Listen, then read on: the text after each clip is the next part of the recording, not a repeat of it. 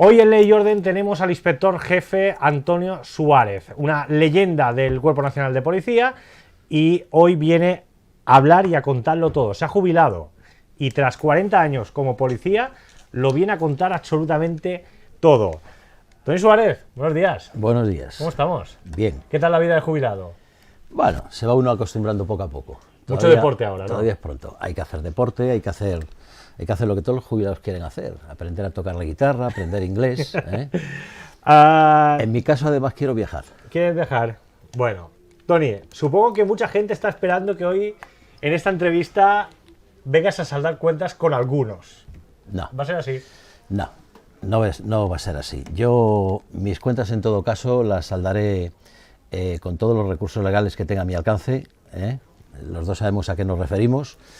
Y ese tipo de cuentas se saldan en vía legal a través de los jueces y tribunales, que en su momento serán los que se encarguen de sumar y restar, de decir si las cuentas salen o no salen. ¿Cree, después de todo lo que ha pasado, en la honestidad de los jueces y fiscales? Incluso de la policía. Yo siempre he creído en la honestidad de los jueces y fiscales y, por supuesto, en 40 años en la policía, no solamente creo en la honestidad de la policía, sino que la policía es una de las instituciones más honestas de este país. Otra cosa es si algunos policías, si algunos jueces, si algunos fiscales han llevado a cabo o han ejercido algún tipo de actitudes que no se ajustaban o no eran como estaban obligados a llevar a cabo con arreglo al puesto que ocupaban. Hablaremos largo y tendido del caso Cursac, hablaremos de todo lo que le pasó, pero antes de nada, 40 años, muchísimos de ellos en las brigadas contra la droga, en la UDICO, y ahora que está jubilado y puede hablar con más tranquilidad, ¿hay que cerrar Son-Baña? O mejor, como dicen muchos compañeros suyos, los dejamos allí controlados porque si no se van a dispersar por todo Palma. Mira, desde el punto de vista práctico, desde el punto de vista a veces del ciudadano, es posible que fuera preferible tener en una zona determinada a un grupo determinado, a una serie de clanes que se dedican al tráfico de drogas, pero desde el punto de vista lógico, hoy en día los guetos no son admisibles. O sea, en el siglo XXI no podemos aceptar un gueto y no debemos olvidarnos que Son-Baña es un auténtico gueto. Por lo tanto, yo siempre he dicho y sigo manteniendo que Son-Baña debe de desaparecer. Lo que pasa que la desaparición de Son-Baña no puede suponer el que estos clanes se dispersen por el resto de la ciudad, por zonas degradadas, evidentemente, que es donde supuestamente acabarían llegando si no se adoptan las medidas adecuadas para impedirlo. ¿Y cuáles son las medidas adecuadas? Pues bajo mi punto de vista hay que hacer un seguimiento de todos estos clanes, saber dónde van a parar. Inmediatamente que vayan desalojando Son-Baña, habrá que investigar, habrá que averiguar, hay medios suficientes para ello, dónde van a parar. Y allí donde vayan a parar, pues habrá que continuar investigándolos y pasándolos a disposición judicial, porque yo tengo claro que este tipo de delincuente no se resocializa, ni se reinserta socialmente, ni cambia su modo de vida. El tráfico de drogas deja unos dineros muy importantes, y a partir de ahí pues van a continuar ejerciendo la misma actividad que venían llevando a cabo durante prácticamente toda su vida, que no es otro que el tráfico de drogas. Hemos visto que en los últimos 4 años ha disminuido un 38% más o menos, es muy difícil de calcular, pero más o menos un 38% la entrada de vehículos al poblado de Son-Baña. Pero en Son-Baña se va a seguir vendiendo droga siempre, ¿no, Tony? Son-Baña, yo ya dije y sigo manteniendo que en Son-Baña se dejará de vender droga cuando desaparezca. Mientras haya casas en Son-Baña, mientras los clanes continúen allí y van a continuar hasta en tanto desaparezca Son-Baña y se derriben todas las casas, se va a seguir vendiendo droga. ¿Quién vende más droga en Baleares? ¿Dónde se vende más droga? Porque hay mucha gente que dice que es en Son-Baña, pero hay otros que dicen que los africanos de Son Conleu están a la par. No, sin ninguna duda, por lo menos hasta el momento, inmediatamente que se vayan desapareciendo casas y clanes de Son-Baña, pues irá también desapareciendo en parte la actividad delictiva del tráfico de drogas, pero yo creo que hasta ahora no hay ninguna duda que el centro neurálgico de la venta de drogas en Baleares es Son-Baña. Sí es cierto que en Son Conleu, que es otra zona degradada, Hay organizaciones muy importantes de individuos africanos que se vienen dedicando desde hace mucho tiempo a esta actividad también. También hay clanes de etnia gitana en Songoleu que se dedican a esta misma actividad, pero hoy por hoy, independientemente de que haya otros barrios degradados donde también se vende con una cierta importancia, se trafica con drogas, sin ninguna duda hoy en día sigue siendo Sombaña el centro neurálgico de la venta de drogas en Baleares. ¿Ha cambiado el tema de la droga? Porque antiguamente había como esos pactos, eran delincuentes, pero había un pacto como de caballeros, estaba la Paca, estaba el Pablo, y ahora ha cambiado mucho esto. Ahora aquello es... Ha cambiado mucho en los últimos años porque todos estos clanes se han ido perfeccionando en lo que es la actividad delictiva, ¿no? Antiguamente los propios responsables de los clanes, la droga pasaba por sus manos, hoy en día prácticamente no pasa. Lo que es la venta directa ya no le llevan a cabo ellos, tienen contratada gente, generalmente sudamericanos, que son los que se juegan el físico y están allí cuando llega la policía. Si ellos controlan, pero quien vende... Efectivamente, hasta el punto de que, bueno, en Sombaña ha sido bastante frecuente y seguirá siéndolo mientras continúe el detectar prácticamente encima de las mesas donde ellos se dedican a hacer sus papelinas y llevan a cabo la venta, bueno, se descubren cámaras que a modo de cualquier establecimiento de restauración, pues controla un poco la actividad de venta, el ingreso y la salida de dinero. No se fían, le han puesto cámaras a los empleados. Bueno, es una manera de controlar, en el caso de la venta de droga, no tiene motivos para no fiarse, ¿no? Y además de todo eso, pues en los últimos años, entre los distintos clanes y organizaciones vinculadas con el tráfico de drogas, hay una desconfianza total, ¿no? Hay miedo a que les puedan delatar, entonces... ¿Se venden? Sí, se venden unos a otros, ellos sin intentan... escrúpulos, además, se venden ahí, bueno, y luego fingen, hacen Estamos hablando de una actividad delictiva como otras también, en donde los escrúpulos y la moralidad brilla precisamente por su ausencia, ¿no? Tony, vamos a entrar en el tema espinoso, porque a punto de acabar tu carrera profesional, 40 años de policía, resulta que llegan y te hacen, con perdón de la expresión, la putada del siglo, y te acusan de algo que no habías hecho, que luego ha quedado demostrado que es totalmente inocente, que es totalmente injusto, y además acusaciones absurdas. ¿Cómo lo vives esto? Pues mira, en la actualidad voy superándolo. Estas situaciones para un policía son muy duras porque o sea, es un ataque brutal, ¿no? Que a un policía se le acuse precisamente de algo contra lo que se supone que dedica toda su vida, ¿no?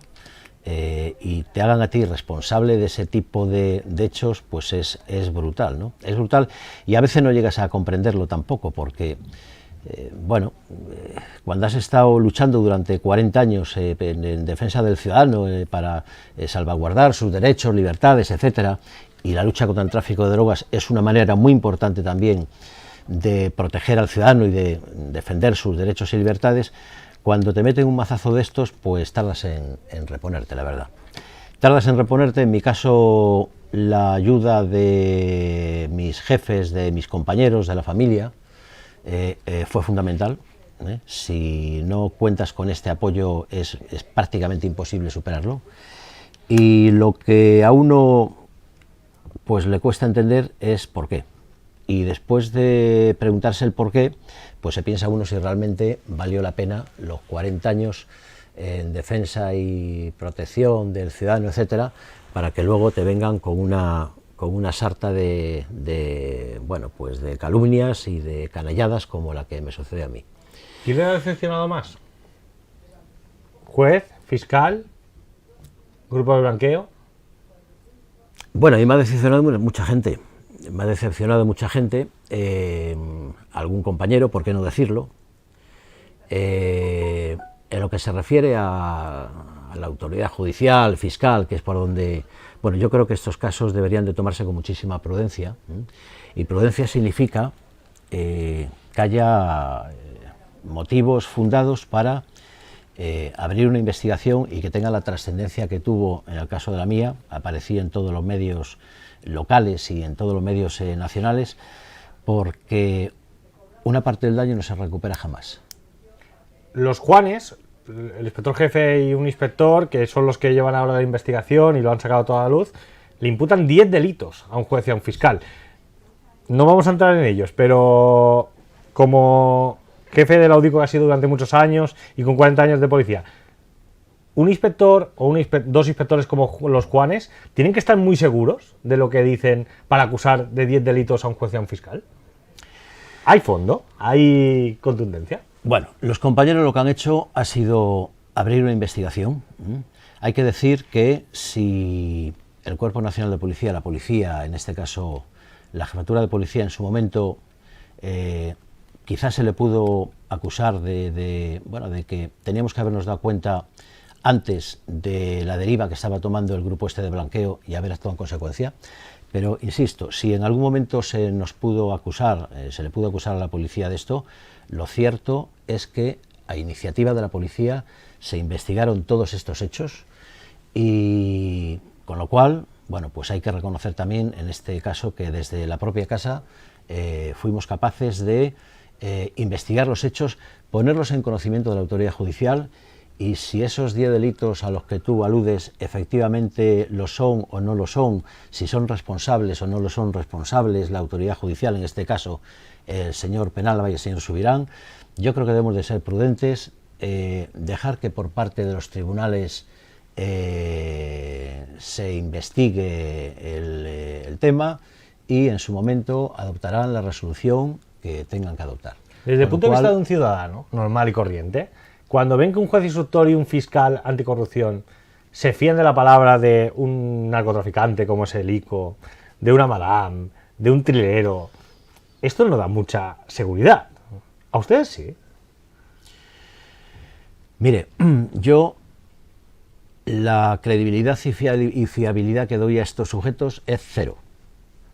Pero es cero porque no su personalidad, su forma de actuar, en fin, su historial, todos sus antecedentes no ofrece ningún tipo de credibilidad para empezar. ¿Quiere decir que todo lo que digan estos sujetos puede haber en todo ello alguna verdad? Es posible que la haya, pero en principio, como base y como fondo, la credibilidad cero. ¿Por qué decía yo que prudencia? Pues justamente por esto, porque el dar credibilidad a estos individuos sin que realmente se pueda acreditar alguna de las muchísimas acusaciones que han hecho a lo largo de su vida profesional. Mire, yo, en el caso del ICO, por ejemplo, y alguno más, bueno, es que estos individuos acusan a todo el que se mueve. O sea, a todo el que se mueve, que por algún motivo no les gusta, empiezan con acusaciones. Esto es muy típico de los clanes gitanos, o sea, el verter, lanzar piedras, calumnia que algo queda, se va extendiendo, se va extendiendo. Mire, a mí últimamente me enteré, con motivo de la última actuación que tuvimos en Sombaña, me enteré de que se había corrido entre los clanes gitanos que yo mantenía no sé qué tipo de relaciones con una gitana. Bueno, que por cierto creo que estaba en prisión, creo. Bueno, gitana, la que por cierto, ni profesional ni personalmente he tenido ningún tipo de relación con esta mujer en los últimos 4 o 5 años. Bueno, entonces son muy dados a tirar piedras, lanzar cosas de estas, entre ellos lo van comentando y al final consigue un cierto calado, ¿no? Porque, un caldo de cultivo. Sí, un cierto calado y claro, dice, bueno, pues claro, te lo tomas un poco casi en plan de risa, ¿no? El problema es que, claro, no le das mayor importancia, pero se la empiezas a dar cuando ves que la cosa empieza a tener cierto calado y cuando ves que en algún momento determinado puede haber algún juez o fiscal que le dé una cierta credibilidad. Seguramente, bueno, pues porque alguien ha conseguido pues llevar a su conciencia, llevar a su ánimo el que efectivamente se podían haber cometido ese tipo de hechos, ¿no? Por eso yo, la palabra más importante en todo esto es prudencia, y cuando afecta a funcionarios miembros de los cuerpos y fuerzas de seguridad del Estado o simplemente miembros de otras fuerzas y cuerpos de seguridad, todavía mayor prudencia, porque nosotros estamos sometidos en nuestra actividad diaria pues a todo tipo de venganzas, de rencores, de amenazas. Más expuestos. Estamos más expuestos y necesitamos una seguridad jurídica que no tenemos. Si el policía no tiene seguridad jurídica, el trabajo no lo ejecuta como debe. Si el funcionario policial no lo ejecuta como debe, al final el perjudicado es él, pero es también el propio ciudadano a quien nos debemos. Hay quien dice que los abogados del señor Cusack se están frotando las manos de las nulidades que va a haber porque la instrucción ha sido un verdadero caos. ¿Lo comparte? Bueno, no sé si se frotan las manos, pero que ha sido un caos de investigación. Los letrados del señor Cusack, como de cualquiera de los investigados en toda esta trama, evidentemente, más que frotarse las manos, lo que están viendo es que en el ejercicio de su actividad profesional de defensa de sus clientes, evidentemente ven posibilidades muy importantes de pedir un número importante de nulidades. Desde luego, en la instrucción de todo este procedimiento huele a nulidad por todos los lados. Para esto no hace falta ser tampoco un experto en derecho. O sea, se han saltado a la torera un montón de derechos y un montón de situaciones y de circunstancias que, bueno, que llegado el momento, bueno, los tribunales serán los responsables y los encargados de decir qué parte puede considerarse nula, qué parte no, y en su momento deberán de ser los responsables de poner las cosas en su sitio y ya veremos a ver. Yo lo que creo es que debemos de confiar todavía en la justicia y esperar a que los tribunales hablen y digan qué parte de esa instrucción se puede considerar nula, si es que lo consideran así, y qué parte pues puede servir para que continúen las actuaciones judiciales y en un momento determinado se pueda celebrar un juicio y ya veremos a ver con qué resultado. ¿Es normal en sus 40 años de carrera profesional, es normal que un juez de instrucción, un fiscal anticorrupción y todo un grupo de blanqueo estén en un grupo de WhatsApp y se envíen ese tipo de mensajes que se enviaban? ¿Eso es normal en la policía? No, no es normal y tampoco es deseable. No es ni normal ni deseable. Y no es normal ni deseable porque yo creo que en la relación profesional entre jueces, fiscales y policía, cada uno debe estar en su sitio. Nosotros, en cuanto investigamos hechos delictivos, somos policía judicial, tenemos una dependencia funcional de jueces, magistrados y del Ministerio Fiscal, pero también tenemos una dependencia orgánica del Ministerio del Interior, es decir, de nuestros propios mandos naturales. Y todo eso, claro, todo eso, en lo que se refiere a este asunto del que hablamos, creo que se han mezclado y el resultado ha sido pues el que hemos visto. Cuando conoció algunos de los mensajes de WhatsApp que se enviaba el fiscal Subirán, el juez Penalba y sus compañeros del grupo de blanqueo, ¿qué pensó? Bueno, cuando uno lee todo esto se le pone mal el cuerpo porque leer, como leí en alguno de los WhatsApp que vosotros publicasteis en el Última Hora, leer, por ejemplo, el que había que presionar a uno de los detenidos para que declarara lo que supuestamente se quería o se pretendía que declarara y amenazarle con detener sin a su madre, pues la verdad es que, bueno, hay que tener muy pocos, profesionalidad cero evidentemente, ¿no? Pero hay que tener muy pocos escrúpulos, muy mala sangre y muy poco estómago para amenazar a un detenido, por muy malo que sea, con detener a su madre en caso de que no declare lo que se pretende han dicho que tenga que declarar, ¿no? Hubo una, en su tiempo, no ahora, hace un tiempo, nos decía Martí Capó, que fue el director general de la policía local de Palma, cuando se marchó, dijo que él estaba seguro que había muchos inocentes en la cárcel, que había metido inocentes en la cárcel. Después de ver los WhatsApp y de ver todo esto, parece que supuestamente ha habido algún inocente en la cárcel. ¿Esto es normal en el siglo XXI, que haya gente inocente en la cárcel por una mala instrucción? Todo apunta Todo apunta y parece que sí, que algún inocente debió de entrar en la cárcel de forma absolutamente injusta, ¿no? Porque si era inocente, no sé qué pintaba en la cárcel. La cárcel no es para los inocentes, la cárcel es para los culpables. Dicho esto, no es normal, no es normal. De todas maneras, a ver, la justicia tampoco no es una institución perfecta. La justicia al final la imparten hombres.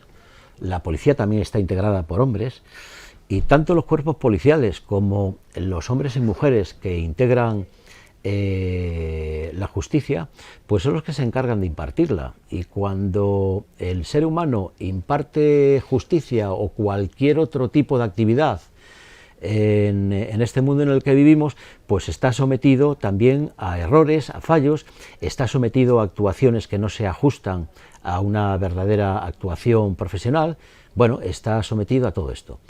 Desde luego la pregunta que me haces, no es normal. No solamente no es normal, no es deseable, hace un flaco favor a la justicia y a todos en general en que en pleno siglo XXI haya un solo ciudadano que puede estar en prisión injustamente. De todas maneras, también debemos de ser conscientes que la mayoría, por no decir, bueno, a la vista de lo que tenemos, decir todo es muy complicado, pero la mayoría, una mayoría muy amplia de los que están en prisión, están justamente porque han cometido un hecho delictivo que la sociedad y nuestro Código Penal y los tribunales han decidido en su momento que así ha sido, y eso lleva consigo una pena, y la pena es el ingreso en prisión.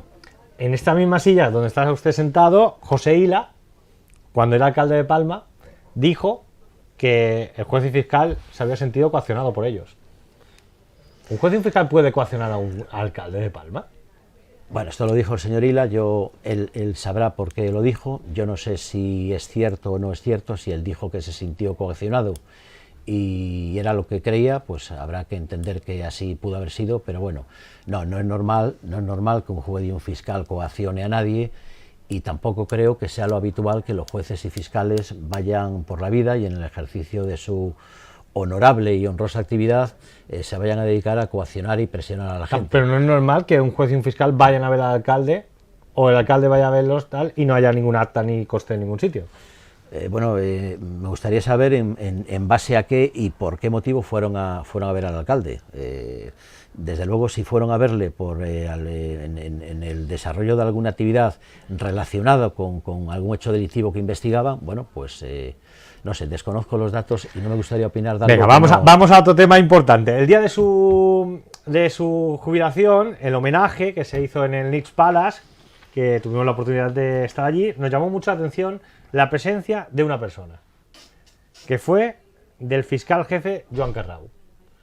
Después de todo lo que ha pasado, es todo una declaración de intenciones que esté allí el fiscal jefe apoyándote en el último día en el homenaje.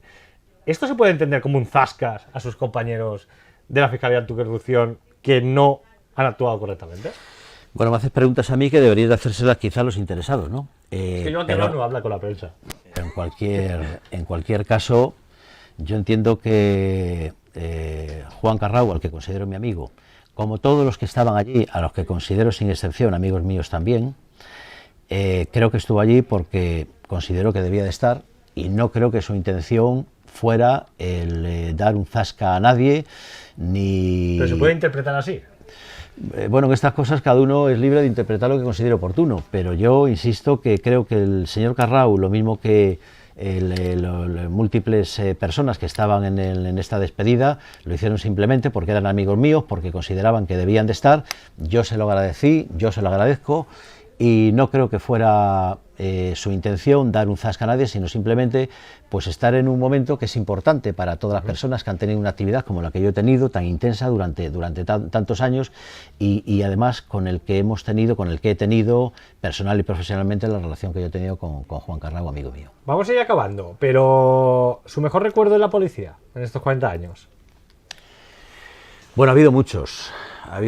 Yo dije en su momento que recuerdo con muchísimo cariño, quizá porque eran otros momentos, fueron momentos muy duros. Sin embargo, por la edad, a veces por la inconsciencia, por qué no decirlo también, de los años, de mis inicios profesionales, yo disfruté muchísimo en mis años en el País Vasco. En el año 79, cuando yo fui destinado al País Vasco, concretamente a Basauri, bueno, eran los años del plomo.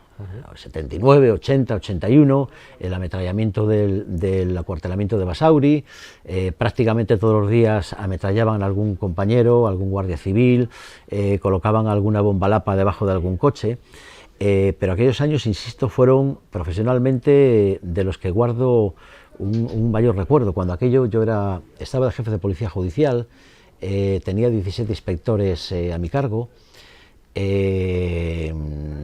llegábamos a hacer vigilancia, seguimientos. Basauri era una población relativamente pequeña. Allí el trabajar como policía judicial era complicado, claro, al cabo de unos meses te acababa conociendo todo el mundo. Yo llego a trabajar allí con peluca, pero peluca no porque me faltara pelo, que tenía... ¿En aquel momento tenía? En aquel momento tenía, sino porque de alguna manera tenías que disfrazarte, tenías que buscar el que no te reconocieran. Alguno de los compañeros que acudió a la despedida mía, sí, lo recordaron. Y se acordaban cuando, tras la búsqueda y la detención de un atracador con un homicidio en una mujer, una joyera a la que le pegaron un tiro desgraciadamente y falleció, además estaba embarazada, bueno, pues yo he llegado a dormir con 2 compañeros en una tienda de campaña, porque teníamos noticias de que el atracador se encontraba escondido por las inmediaciones en un caserío. Eso hoy en día es prácticamente impensable. Es imposible. ¿No? Es impensable. Pero bueno, a la pregunta que me hacías, en los tiempos tengo muy buenos recuerdos, pero evidentemente yo, aparte de esos recuerdos tan buenos que te he comentado, bueno, yo he estado muchos años en la jefatura de Baleares y tengo un especial cariño, lógicamente, pues a la jefatura, a un montón de compañeros que he conocido aquí, a un montón de compañeros que luego han sido destinados a otras plantillas, con los que sigo manteniendo buena relación. Con motivo del desgraciado acontecimiento que me comentabas antes, recibí docenas de WhatsApp prácticamente en toda España dándome su apoyo. Entonces tengo un especial cariño también por la jefatura de Policía de Baleares y también por bueno, pues la comisaría de La Laguna, donde estuve 4 años. ¿Le coges cariño a los clanes gitanos de Sombaña, a alguien de allí, que tantos años allí haciendo redadas? ¿Ya le coges cariño a alguien? Y dices, ¿de qué te tengo que detener otra vez? Bueno, siempre acabas encontrando algún personaje entre todos estos clanes que, más que cariño, acabas teniendo una especial simpatía, ¿no? A pesar de ser un delincuente y a pesar de ser un traficante, más que cariño, le acabas cogiendo un cierto aprecio, ¿no? Pero bueno, directo, suenan los móviles aquí, ¿eh? Perdón. Los móviles suenan en directo. No pasa nada. Lo apagaremos. Lo apagamos. Veo que es un programa muy informal, con lo cual... Aquí no te preocupes, aquí estamos... Pero ese es culpa tuya, porque tienes que haberme advertido antes. No, has tenido yo la culpa de todo aquí, ¿eh? Bueno, ¿a quién le coges cariño? Bueno, pues insisto, que hay algún personaje que uno le acaba... No te voy a dar ningún ejemplo, ¿eh? Pero... Bueno, yo tengo que decir una anécdota que viví contigo, con el caso caso Cursac y tal. Estábamos un día en la jefatura, estábamos en las escaleras y estábamos hablando, y en ese momento llegó la guapi. Pasó la guapi y le dice, señor Suárez, no le haga caso a mi hermano, que es muy mentiroso. O sea, la hermana ya le estaba diciendo que el Ico mentía. Bueno, eso me lo dijo a mí... Yo estaba delante, ¿eh? Eso me lo dijo a mí esta mujer en múltiples ocasiones. Así como en múltiples ocasiones, con testigos presentes, cuando yo me reunía con ella. Bueno, esto puedo descubrirlo, un policía jamás descubre sus fuentes. Pero en este caso, como ella misma fue la que dijo tal, no descubro nada. Pero en algunas de las reuniones a las que yo acudía, siempre acompañado, insisto, volveré a insistir, siempre acompañado por algún compañero, por motivos de seguridad. Bueno, pues esta mujer decía que era el policía más intachable, impoluto y más, en fin, que había conocido a lo largo de su larga trayectoria delictiva, ¿no? Bueno, luego resultó que por algún motivo cambió de opinión y me hizo aparecer ahí más o menos como Lobo Feroz, con imputaciones gravísimas, de las que en su momento tendrá que responder ante los tribunales. Supongo que tiene algo que ver que lo ha metido en la cárcel. ¿Por vender droga? Bueno, sí, pero bueno. ¿Está enfadada? Bueno, por eso vuelvo a insistir en lo que decía antes, que las manifestaciones de según qué individuos deberían de ponerse en cuarentena y deberían de tratarse con muchísima prudencia. Los policías no buscamos, y digo buscamos a pesar de que me he jubilado, ¿no? Como los médicos, los periodistas, toda la los vida, militares, sigue siendo policía. Otra cosa es que ejerces. No puedas ni debas de ejercer, ¿eh? Pero dicho esto, no me cansaré de repetir que los policías necesitan una seguridad jurídica que sin ella es muy complicado trabajar, en propio beneficio e interés de los ciudadanos, además. Y necesitas esta seguridad jurídica, sobre todo para evitar pues, situaciones muy desagradables como la que... Y no pretendemos con esta seguridad el que queden impunes actuaciones que no deben de quedar. Si un policía comete un hecho, por el motivo que sea, del que se puede deducir que es delictivo y hay que investigarlo, pues se investiga con todas las consecuencias. Lo que no puede ser que hechos que no tienen prácticamente o no hay indicios de que se hayan podido cometer, den lugar a una actuación judicial con un daño colateral que, como decía antes, en gran parte de los casos es absolutamente irreversible. Defíname, acabamos. Le digo 4 nombres y me los define, ¿vale? Una definición de esas 4 personas. El juez Castro.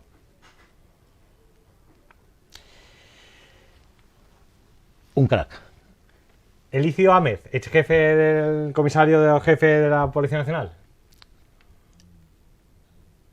Otro crack. La sabiduría convertida en policía. Miguel Ángel Subirán. No lo valoro. Juez Penalba. Tampoco. Serán los tribunales los que decidan en su momento si cometieron o no cometieron. Algún delito. Evidentemente. Pues Toni Suárez, muchísimas gracias. Se ha mojado, ¿eh? Se ha mojado. Estoy contento porque se ha mojado. Bueno, lo que he podido. Se ha mojado. Y además creo que has saltado alguna cuenta pendiente. Ha estado media horita de entrevista, ¿eh? Más o menos, pero ahí lo estamos. Gracias, Toni. Muy bien, gracias. Seguimos, esto es Ley y Orden.